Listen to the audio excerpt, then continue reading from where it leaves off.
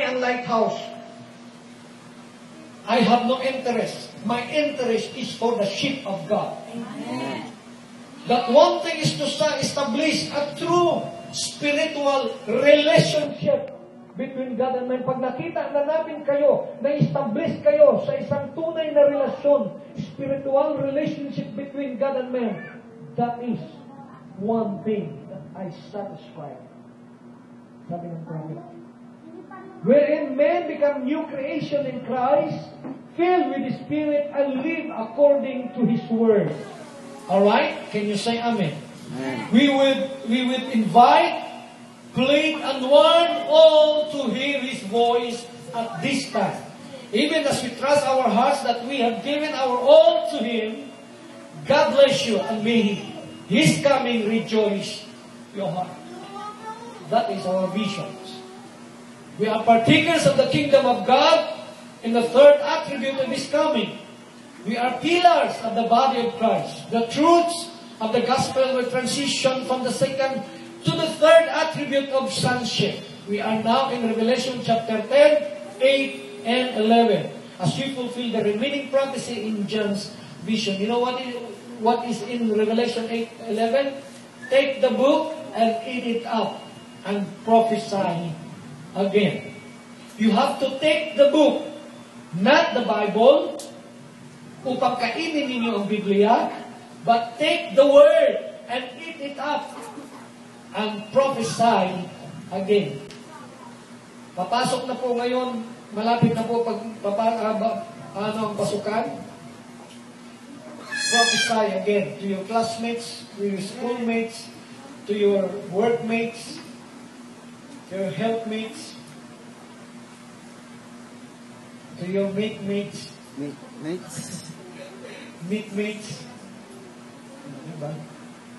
We are believers in a new day and as citizens of the kingdom of God. Are you a citizen of the kingdom? Amen. We are telling the story of what God is doing in our lives. Tell the story. This is my story. We know the body of Christ is mature.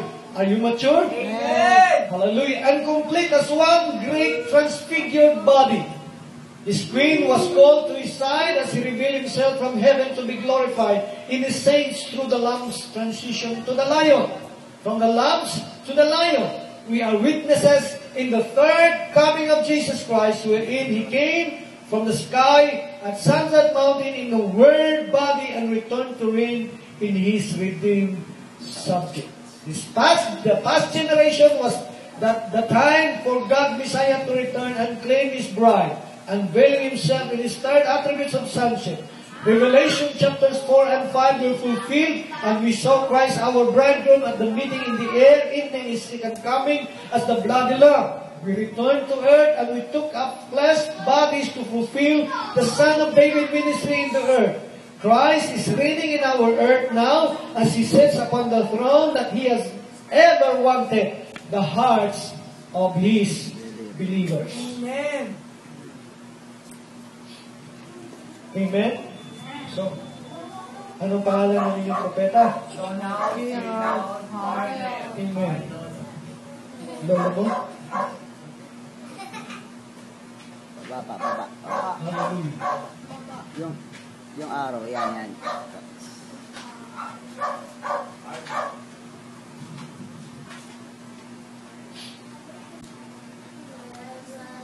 Amen.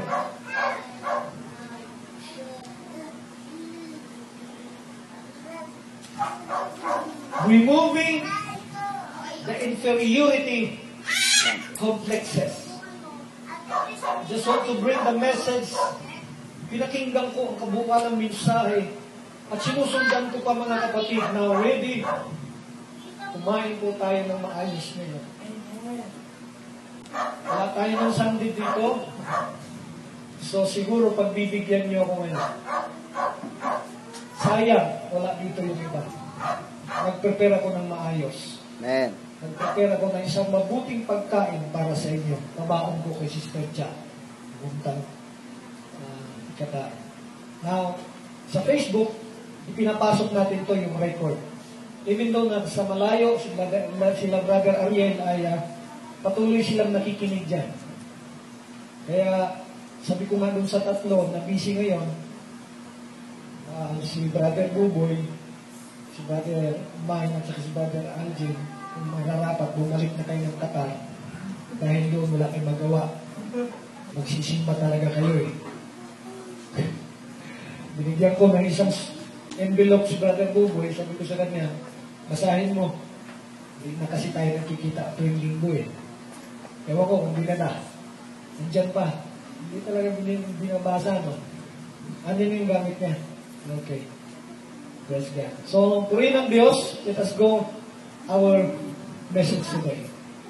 Hebrews chapter 2 verse 14. For as much then as the children are partakers of the flesh and blood, he also himself likewise took part of the same, that through death he might destroy him that had the power of death. Look at the word, the power of death. That is the devil. Can you say amen? Amen. Who is the power of death? The devil. The devil. And deliver them who through fear of death. May isa, Tagalog tayo din, ba? We're all their lifetime subject to bondage. So focus tayo mga kapatid dito sa bagay nito bago natin i-click ulit. Na for as much sa 14 as the children, are you the children of God? Amen. Are partakers. Tayo ay bahagi sa laman at sa dugo. He also himself likewise took part of the same.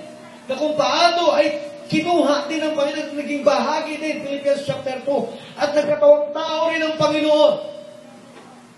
Can I have my Bible?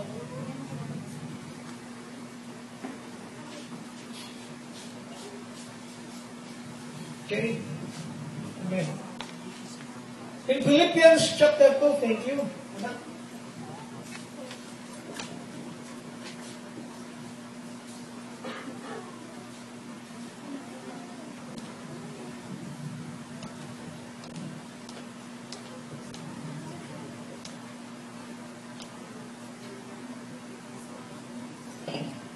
Philippians chapter 2, sabi dito mga kapatid, magkaroon kayo, chapter 2 verse 5, sa inyo ng pag-iisip na kay Kristo, Jesus din naman, na siya bagamat nasaan yung Diyos ay hindi niya inaring isang bagay na nararapat na panangnan ang pagkapantay niya sa Diyos. Kung hindi, bagkos hinubad niya ito at nag-anyong alipin na nakitulad sa mga tao. Yan ang sabi. He took part of the same. Can you say amen? Amen. Can you say amen? Amen. At palibhasa'y nasumpungan sa anyong tao, siya'y nagpakababa. Lahat ng tao magsabing amen. Lahat ng Diyos magsabing amen. Nagpakababa sa kanyang sarili na magmasunurin hanggang sa kamatayan. Oo, sa kamatayan sa krus. Ano? Para through death, sa pamamagitan ng kamatayan, He might destroy upang mawasak niya. That He might destroy that had the power of death upang mawasak niya, mga kapatid, upang mawasak niya ang kapangyarihan ng kamatayan, that is the devil. Yung demonyo sa buhay natin, mga kapatid, na siyang nagbabother sa atin araw-araw. And deliver them upang tayo'y mapalaya sa pamamagitan doon sa pagkatakot sa kamatayan. You know, sabi po ni Salmista David sa Psalms chapter 23, even though I walk through the valley of the shadow of death, I will fear no evil. Hindi ako natatakot sa kasamaan, hindi ako natatakot sa demonyo. Are you with me? Amen! So, ibig sabihin na, through the valley of death, though I walk through the valley of death, I will fear no evil. Sabi ni Jesus Christ sa Matthew chapter 16, I will build my church, even the gates of hell shall not prevail against the church, against this revelation, against this message. Hallelujah, even the gates of hell. You know what is the gates of hell? The devil. Amen. Amen. Going into the inferiority complex. Alam ninyo, sa Tagalogin nyo muna itong inferiority. Inferior. Ano alam nyo ang ibig sabihin ng inferior? Out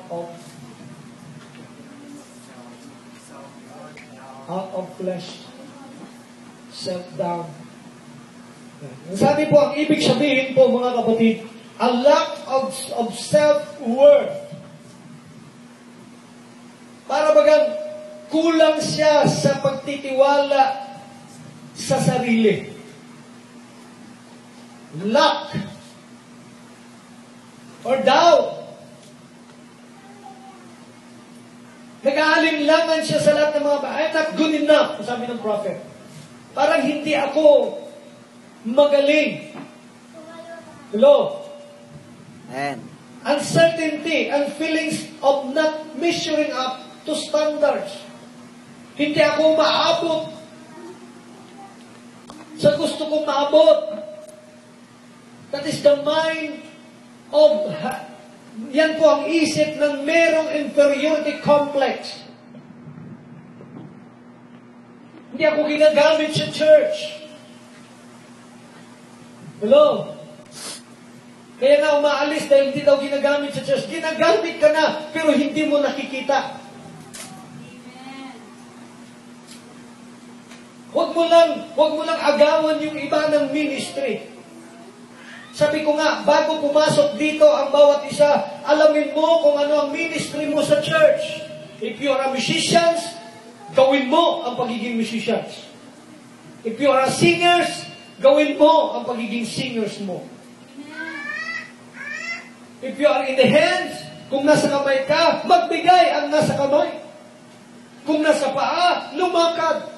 Kung nasa bibig, magsalita. Kung nasa tenga, makinig. Kung nasa mata, tumingin. Kung nasa ilong, huminga. Are you with me? Amen. Para malubos mo at hindi pumasok yung tinatawag na inferiority pagdating sa church. Even in your personal life. Amen. Pagdating sa trabaho, magtiwala ka sa Diyos at sabihin mong Diyos ka, mga kapatid, dahil pag pumasok inferiority complex sa buhay mo, hallelujah, babagsak ka isang araw. It is often subconscious and is thought to drive afflicted individuals to overcompensate, resulting either in spectacular achievement or extreme asocial behavior. Ano ibig sabihin nito? Huwag daw sumobra din. Dahil yayabang din. That's right. Amen. At makikita mo sa sarili mo, you are superior. Yeah. Are you with me? Amen. Inferiority complex produces this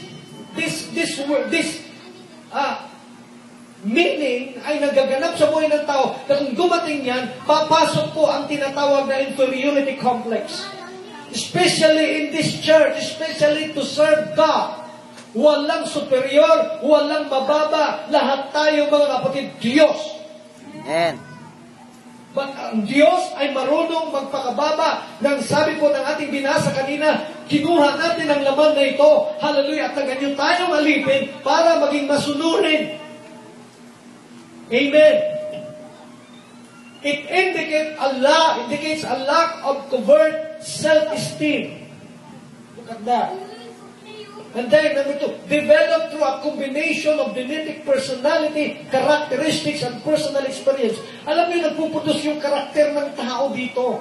Inferiority complex, nagpuputos siya ng karakter ng tao. Kaya makikita mo ba ito, hindi marunong sumunod sa pastor. Dahil yung habang at marunong at magaling daw siya. Gusto ko dumirekto na lang sa propeta. Sabi ng prophet, hallelujah, there's nothing wrong about rebuking. Amen. The pastor is always rebuke the sheep. Why? It is good enough for them. Are you with me? Kaya pag na-rebuke mga kapatid ng pastor at ng asawa ng pastor, hahanap ng ibang pastor. Pag na-rebuke naman ng ibang pastor, mga kapatid, hahanap na naman ng ibang pastor. Look at that kind of spirit, mga kapatid. Are you with me? Amen. Anong tawag natin doon? Lipat bahay ka.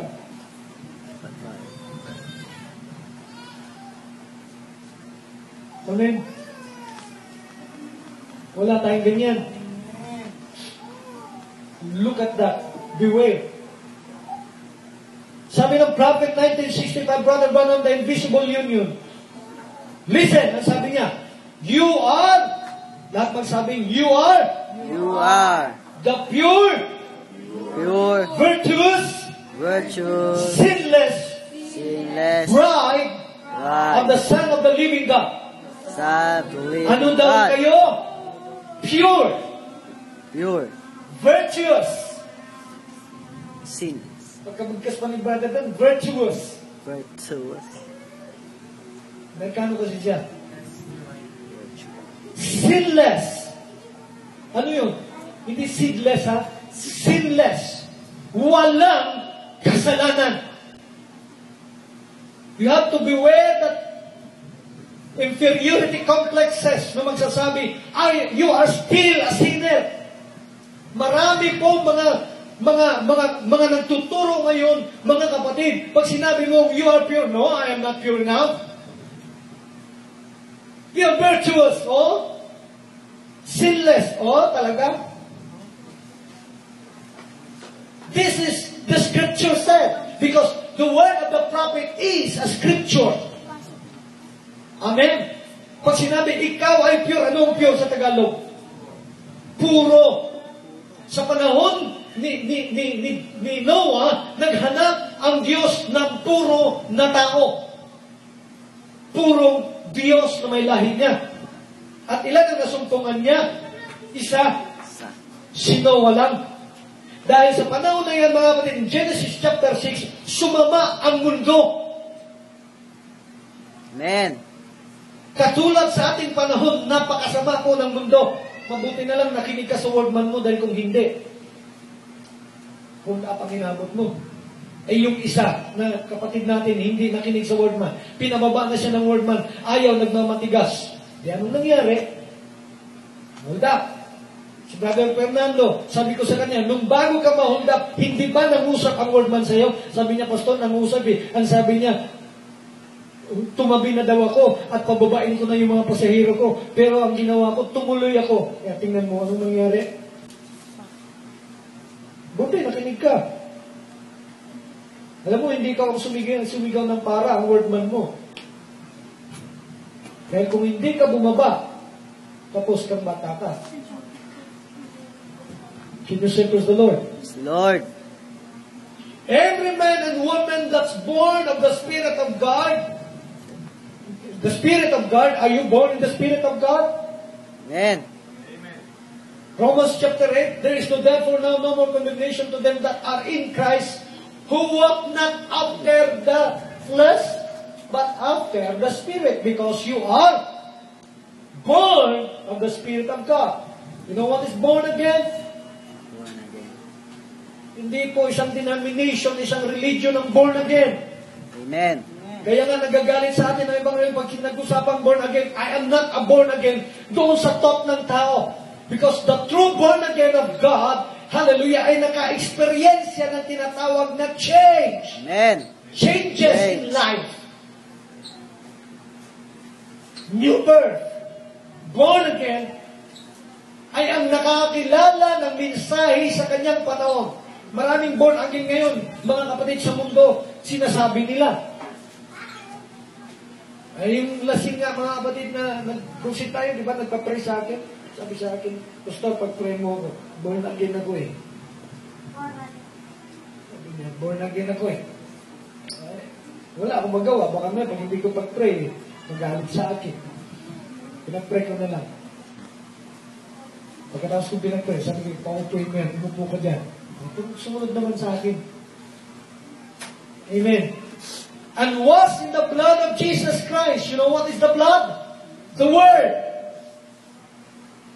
Paano ka nahugasan ng salita o paano ka nahugasan ng dugo? Maraming nagsasabi, I've been washed of the blood of Jesus. Paano? Binuhusan ka ba ng dugo ni Jesus Christ? Maraming umangkin yan eh. Yung awit, diba? You will be free from the burden of sin. There's power in the blood. Power in the blood. Are you with me? Can Amen. you say amen? Amen. Susunod aling salita, paano ka na nahugasan ng salita? Paano ka nahugasan pala ng dugo? Literally, binuhusan ka ng dugo? No.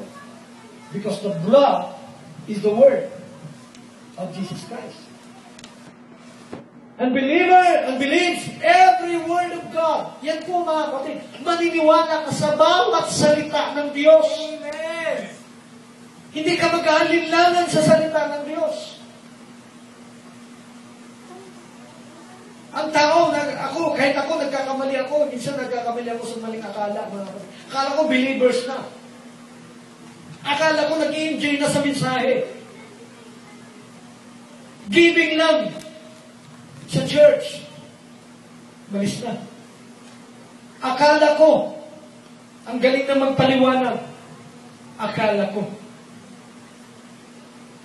Si Samuel, nagkamali rin sa maling akala. Sino si Samuel? Dakilang propeta ng Diyos. Last Wednesday, mga kapatid, praise God, napakaganda po ng service natin dito. Kukunti lang talaga kami. But I bring the message, are you spiritual? There is something that God speak us on that moment. Iyakan talaga kami dito, mga kapatid. Napakaganda ng mensahe. Sayang lang. Hindi kayo nakarating. Pero hindi yung coincidence na wala kayo. God speak to my family. Are you spiritual? Dahil nadadala na rin kami minsan ng aming mga damdamin, ng aming mga emotions. Sumasagot ako sa Facebook, mga kapatid, doon sa nag-chat sa akin. Hindi ko naiisip at hindi ko napapansin. Nadadala na pala ako ng emotions ko, ang human spirit. Kaya ang tanong ng prophet, are you spiritual? Nakaganda ng mensahe ng ating last Wednesday. Our midweek service. Thursday.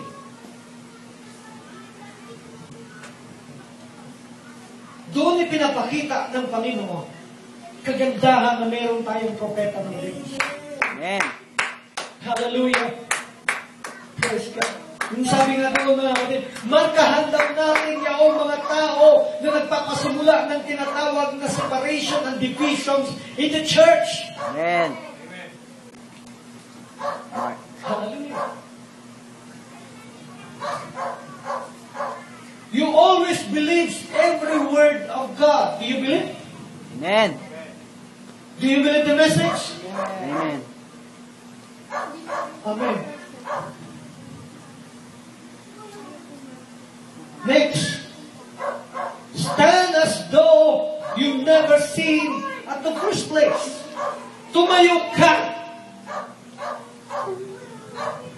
na ikaw ay walang kasalanan. You are what? Perfect. Amen. I am. You see me too? Me too. Si Brother Miko lang? Yes. I am perfect. Because God is in me is perfect. Amen. Mayroong kasabihan ng mundo, Brother Sky, na sinasabi, no one is perfect. You know why? Bakit na sinasabi yan? Totoo naman yun eh. Kasi wala ang Diyos sa kanila. Amen. Inaantay kasing darating ang Diyos at makakapiling lang nila ang Diyos pag namatay na sila. Bakit habang nabubuhay ka, hindi ba pwedeng makapiling ang Diyos? Lord. Sagutin nyo. Habang buhay ka, hindi ba pwedeng makapiling ang Diyos? Pwede. Amen. Hindi lang pag namatay makikita mo ang Diyos. Ngayon, pwede mo makita ang Diyos. Amen. Amen. Hindi lang pagtulog ng trumpet ay sa kaninyo. No, mga kapatid. Hallelujah. Kaya nga sinasabi na, No one is perfect. Why? Because God is not there. But I believe that God is in me. The Bible said in Romans chapter 8, if God is in us, who can be against us? Amen. I believe that God is in me. Amen. And I can do all things because God is in me. And I have no fear for death because God is in me. Wala akong takot sa anumang bagay.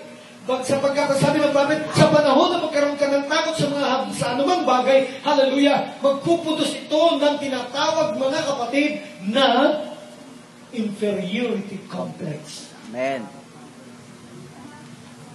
The blood of Jesus Christ, perfect means word. Perfect means. And who is the word? Amen. Jesus. The word in the beginning was God.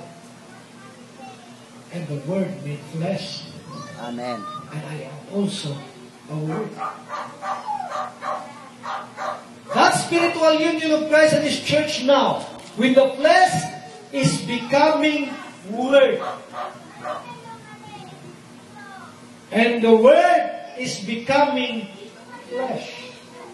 Manifested and vindicated. Yan ang importante mga kapatid. You are a vindicated son. You are not an appointed son. Hindi tayo appointed son. Dahil pag appointed son, pwede kang alisin. Amen. Pero ang manifested and vindicated son, hallelujah, it is forever and ever. Amen.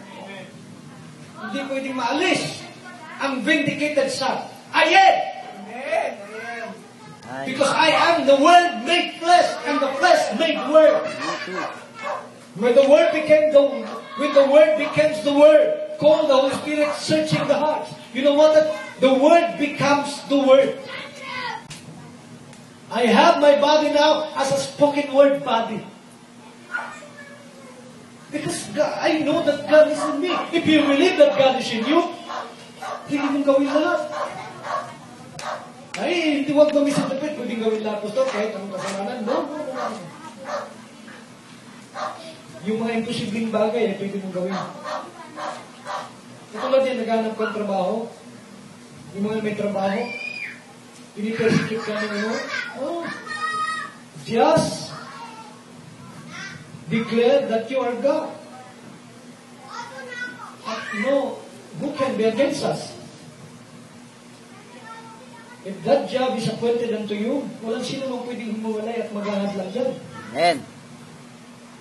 Right? Amen? Amen. Sa pag-aaral, yes. Let God be your partner. Amen. Sabi ko sana ko, magseryoso kayo sa pag-aaral.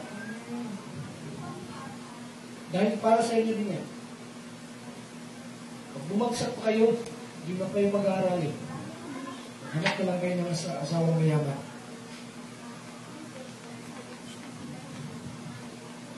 Pero, magiging gawa ba buhay mo? Kaya may pagkakataong mag-aaral, mag-aaral. Huwag mong bayabas. Mga mayabas tayo. Katulad sa amin yun, barangay kasi yun. May mga service pa kaming kapayo. Kabalyero ako eh. Buti may ano dyan si Ornico eh. Sinuot ko na nung nakaraan eh. Cowboy. Sabi ko, kabayan na lang kulang ko. Marunong pa kaya akong mga bayan ngayon? May kabalyero ako nung bata pa. Pagpapasok sa, alam niyo mga sindero, sa panahon namin, right? Mga sindero, Villa Quintana, Villa Piso. Ang asindero, ang palatuntunan sa panahon na yan, makinig kayo, sa palatuntunan na yan, marami kang mga ari-arian, maraming bakahan, may rancho ka, kabayo, kalabaw, kambing, lahat ng hayop meron ka. Remember si Job sa kanyang kapanahunan, isa siyang asindero sa lugar ng Ur. Amen. Basahin niyo ang Book of Job. Napakaraming niyang mga kahayupan. Basahin niyo ang Book of Job. Ang dami niyang kamelyo, ang dami niyang kabayo, ang dami niyang baka, ang dami niyang tupahan. Isa siyang asindero sa lugar ng Ur. Are you with me? Amen. Inalis ng Diyos yun. Kami sumasabay ng kabayo, kabalero, mga cowboy. Pag dumaan na kami, tabi kayo, tabi kayo. Dito yung mga siyendero. Ngayon, kotse na kasi, dati kabayo. Ano totoo yan? Late 70, 77, 75, 76, 77. Napasok kami sa school. Pagdating ng tanghali, kasi buong araw ang pasok sa probinsya. Buong araw. Dito, hot day lang. Uwi namin alas 5. Pagdating alas 12, alis kami, kakain kami mga din, may mga bawang kami. Hindi na kami papasok paghapon. Mga mayabas na kami. Hindi akong gayahin. Dahil panahon ko yun. Ngayon, wala naman kayo mga bayabas sa akitan dito eh. Buti lang, nakagapit ko ng high school. Kami noon, elementary high school talaga. Pero pag nag-high school, tumino naman ako eh. Amen. Kaya mag-aaral ng maigi. Kapag hindi nakatapos ng pag-aaral, ngayon kayo mayamang asawa. Mag-aaral kayo. Pero hindi yun ang iwanan ko sa mahalaga. Para sa iyo yan. Ang mahalagang iwan ko siya, sabi ng propeta, ay ang salita ng Diyos. Amen. Yun ang pinakamahalagang iiwan ko sa inyo. Hindi pa ako nagpapaalam at tumalis ako. No. Simula na magkasama tayo hanggang sa matapos ang ministry ko, ang pinakamahalagang iiwan ko sa inyo sa lugar na ito ay ang mensahe ng Diyos. Amen. Hindi yung kayamanan. Yung sinabi ng Panginoon, mag-ipon kayo ng kayamanan na hindi pwedeng manakaw sa inyo. Mag-ipon kayo ng kayamanan sa langit. Saan ang langit? Maraming nagsasabi, someday, makarating ako sa langit. Lalo na yung mga tao na nagtuturo na si Kristo ay wala pa. Si Kristo ay wala sa buhay dito. Parating pala ang Kristo, nangangarap yan na makapasok sa langit. Mga kapatid, pero ang sabi ng Panginoon, mag-ipon kayo ng kayamanan sa langit. Kailan ka mag-ipon? Pag namatay na, hindi po pwede yun mga kapatid. Dito pa lang, sapagkat si Kristo mismo nagsabi, ang langit ay nasa inyo. Amen. Paano yung mga nag-search dito, nakasama natin, napuspos sila dahil araw-araw ko siyang tinuruan. Paano sila pupunta sa ibang church? Ngayon sisigaw yung pastor doon. Babalik ang Panginoon. Sa tiyak mo, makakaamin sila? Tinitiis na lang nila yon. Pag hindi yan nabagabag ng gusto mga kapatid dahil sa mensaheng nakatanim dito at dito mga kapatid, babalik ka rin. Aawitan kita. Babalik ka rin upang tayo'y magkapiling. Bakit? Hindi mo pwede mag-amin doon. Sasabihin, ang rapture malapit na. Ang Panginoon darating at malapit na. Sa palagay niyo, makapag-amin kayo?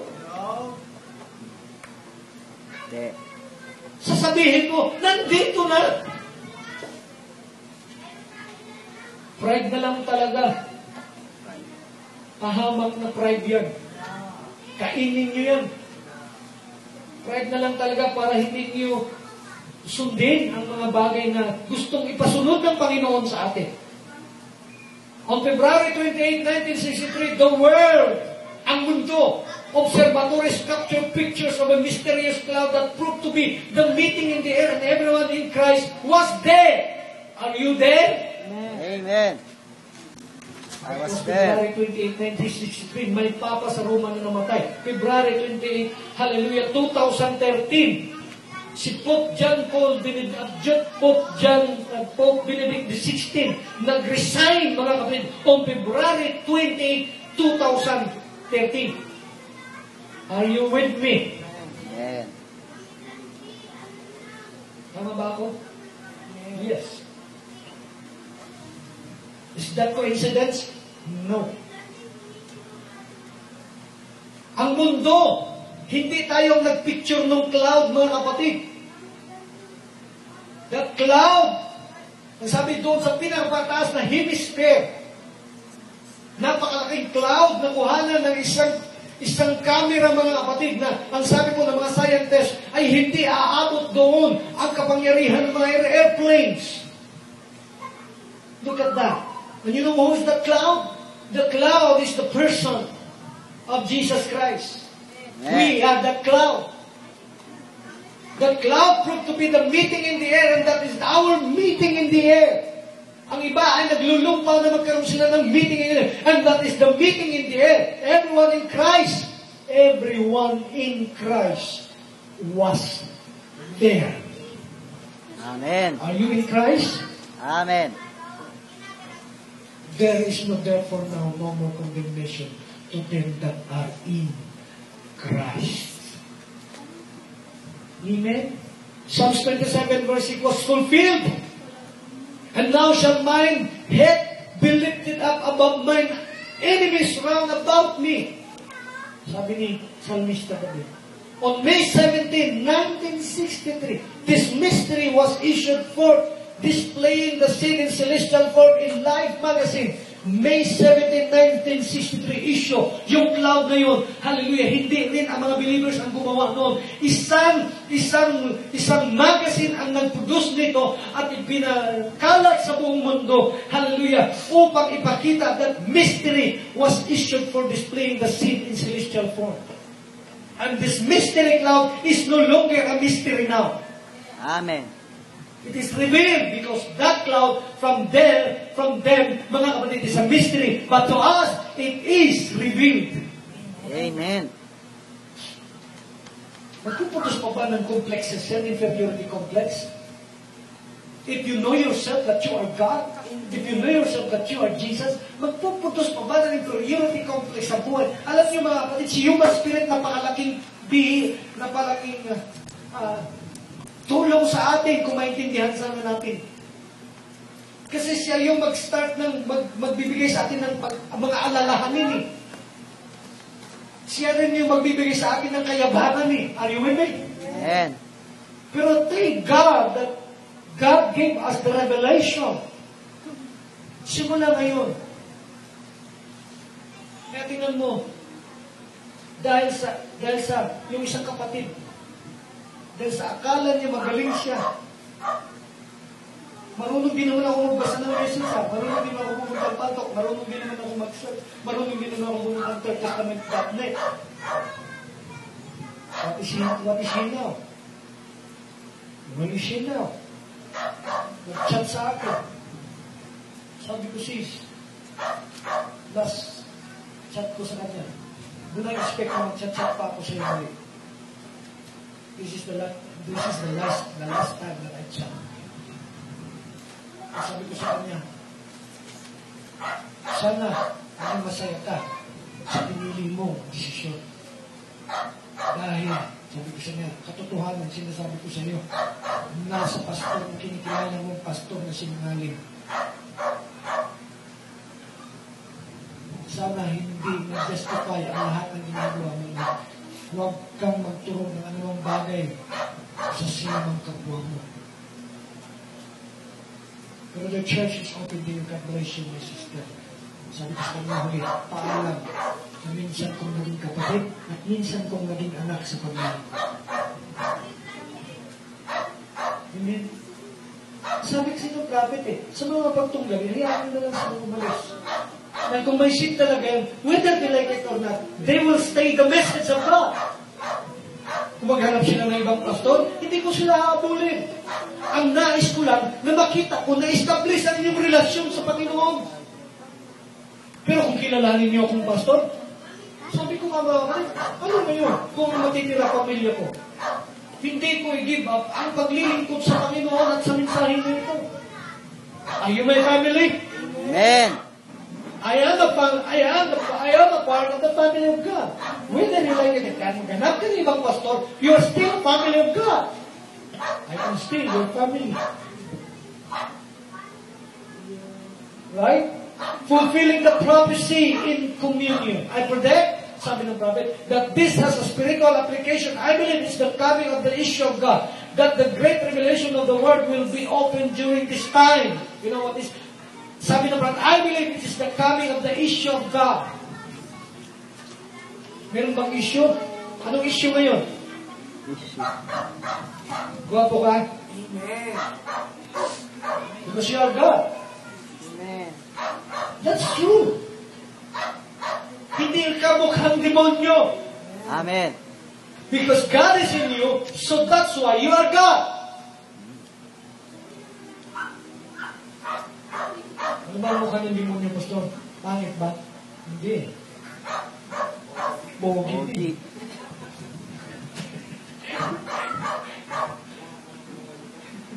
You know what is the issue? On May 1962, 5 planet alignment. And that is the issue. Sabi ng bata ni Brother daw, alam mo, sinubaybay ko ng sahin na ito eh. Sinundan ko bakit talaga tinitingnan ko ng gusto. Just be with me until the end. Marami kayong mapupulot. Gusto ko kayong i-embrace na ng gusto sa mensahe. Dahil kahit anong kalag ng human spirit, hindi kayo maaalis. Amen! Kaya nga, pinakilala ko yung propeta eh. Amen. What is the issue? 1962, 5 planet alignment. The issue of the seed, the great revelation into the earth continues. We are continuation. We are the continuation of that issue. You know what is the 5 numbers? What is 5? 5. 3 is perfect. Perfection. 5 is Grace. grace. 7 is worship. Can you say amen?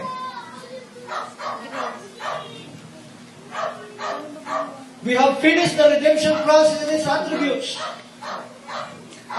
Marami pa ngayon. Maraming nananarangin. Salvation, salvation, salvation, salvation. Redemption, redemption. It is, sabi ni Jesus Christ, Finish. finished. Amen. Tatlong lupi. Son of Man, it is a redemption. Son of God, it is called up regeneration. And the Son of David, you know what it is? It is reigning. Amen. Hindi na po redemption ngayon. Kaya nga ang mga reliyon na nangaral ng salvation, salvation, redemption. You know what? Bakit they are still preaching that? Because they want people ay magiging katulad na. Tama ba ako? Are you with me? Amen. Are you with me? Amen. Stop preaching redemption. Because God redeemed us already. Amen. Hindi ako mangaral ng redemption. It is done. Sabi ni Jesus Christ, doon sa cross, di ba sabi niya, it is finished. Sinabi niya, tapos na. Ikaw, sunod-sunod, 2,000 years ago, tapos na yan. Ito ang mga tao, patuloy pa rin, redemption, redemption, redemption. Oh my Lord, hindi naintindihan. Are you with me? Kailan ka ba naligtas? Tanungin ko kayo, kung may nalaman kayo. At kung naalala ninyo, at kung kilala ninyo ang sarili niyo, kailan kayo naligtas? Since the beginning of the world. Since the foundation Of the word. of the world. Now, kung simula pala ang kaligtasan mo, now, bakit ka pa mangangaral ngayon ng redemption, sister? Kung naniwala, membership lang hinahanap nila. Pero our vision, not in a single moment, that go and bring the message to the people that they will join the church and follow men. Or form another fellowship and organization. We have no interest on that. Are you with me? Amen. Attributes of the redemption process as intercessory, mediatory, propitiation, God, partiality, hierarchy, many others reinforce feelings of the first and second testament. Yan po. Yan ang nilalaman. Intercessory. Huwag ka na mangaral ng intercession. Kailangan pa ba ng tagapamagitan? Ikaw ngayon ang tagapamagitan. Amen. Are you with me? Nasusundan niyo ba ako sa pinapangaral ko? Amen. Sino ang tagapamagitan? Kayo. Tayo. Mediator. Ano pa? Propitiation, God, partiality, as many others reinforce feelings of the present Second Testament. And it brings limitation. Ano ang dinadala niyan? Brings limitation of imperfect. fear of rejection, flows, and so on. Sabi ng God. Amen. Nagpuproduce lang yan, mga kapatid, ng tinatawag na lacking, kakulangan ng kaisipan, pagkabagsak, limitations of imperfect. Sabihin mo lang, may limitado ako eh. Walang kaya ko eh. Pastor, itumbok mo nga. Ito ang gusto kong iparating sa inyo. I am speaking to you as God. Now, you are listening to me as God. Don't listen to me as man. Dahil pag kinakikinggan mo ako bilang tao ka, hindi mo maintindihan ang sinasabi ko. Listen to me as you are God.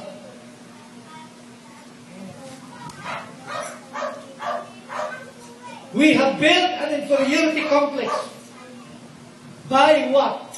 Holding to this process after the Lord Jesus is finished with them. Intercessory, mediatory, limitation, interpretation, God personality. Nasabi dito, we have built an inferiority complex. Kaya nga maraming tinatawag na backslider sa paglilingkod. You know why? Nabagot dahil yung kanilang mediator, yung kanilang intercessory, yung kanilang redeemer ay wala pa. Amen. We built an inferiority complexes. Kaya sarap sabi ko habang buhay ka, kaya sarap maglingkod sa Kanya mo, at nakikita mo ang Diyos, at na-experience mo ang Diyos, kaya sarap kaya mo. Hindi yung kung kailan ka mamatay. No! Are you with me? Amen. Great memorials are held in memory, although the attributes cannot move as farther now. Sabi naman. Almost every time there is a mention about perfection, fullness, or sinless body. Every time you're on Facebook, pag pumunta kayo ng Facebook, puntahan nyo ang propeta. Amen. Saka kayo mag-chat ng iba. Pagbukas talaga, I advise you all, believers, pagbukas ng Facebook, puntahan ninyo, type ninyo, friend niyo si Don Kenneth Palmer? Friend niyo si Brother Don? Kayo mo yung people, friend niyo? Amen. Friend mo si Brother Don? Friend ninyo? Don Palmer. Friend ninyo. Click niyo siya lagi. First of all. Gawin mo siya muna. Ako, pag bukas talaga, hanapin ko kagad siya eh. Then, basahin mo lahat ng mga post niya. Wow. Inferiority complexes ay nawawala. Saka na kayo magpa-cute. Unahan niyo muna siya. Alam ko talaga nagpa-cute kayo sa Facebook eh. Nature niya. Di ba?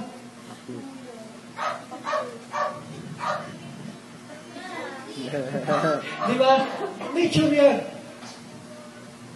Sabi ko nga si Kay, magpa-cute kayo, huwag niyo lang ilabas ang dila niyo. May ibig sabihin sa mundo yan. Ha? Mga ganyan-ganyan, okay lang yan. Huwag ilabas ang dila niyo. Kasi ang dila, mapangahas. Anong hayop ang naglalabas lagi ng dila? Aso.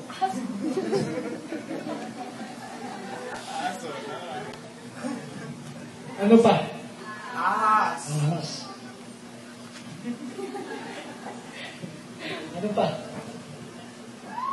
Wala na? Wala na? Aso at saka ahas lang. Nagsimula sa litra. Aso. Ahas. Sa Tagalog yun. Dog. Snake. Serpent. So, simula ngayon, magpakit kayo, walang problema. Pero once na nagbukas ka ng Facebook, unahin mo muna ang propeta. Click mo siya. And after that, sige, magpakit na kayo. Mag-chat na kayo. Ako lagi talagang ganun. Hindi ako nagtatagal sa Facebook. Mapapansin niyo. Sabi ni Brother Ariel, minsanan lang kayo magbubukas ng Facebook, Pastor. Sabi ko, ganun talaga ako eh. Pag nakuha ko na yung propeta, titingin muna ako. Kung nakakita na ako mga walang kwentang post, napatay ko na. Marami akong friend eh. Dami kong friend. Kaya lang yung mga friend kong iba, ay